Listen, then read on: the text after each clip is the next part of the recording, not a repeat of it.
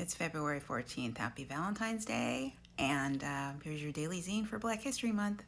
When you see today's zine, you're going to know why yesterday I had to keep it light and fluffy and talk about coffee and caffeinated goats.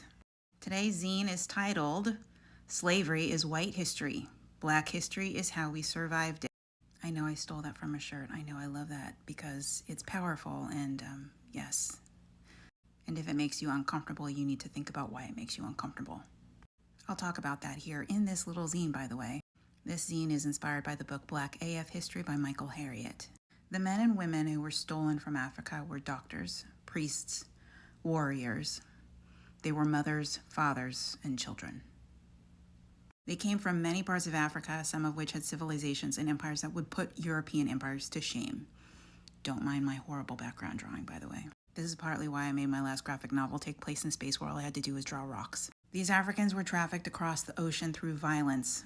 Oftentimes, only half of the hundreds brought aboard a ship would make it across the ocean, the other half dying from the unimaginable journey, or they committed suicide. Yes, people like to point out that Africans had slaves too, as though that absolves the horror that their ancestors committed and thus alleviating any guilt. But in pre-colonial Africa, enslaved people had legal rights. And being enslaved didn't mean their offspring would also be enslaved, like it did in America. Slavery that was perpetual, race-based, constitutional, and reduced human souls to chattel through means of brutally violent acts was what made it distinctively American.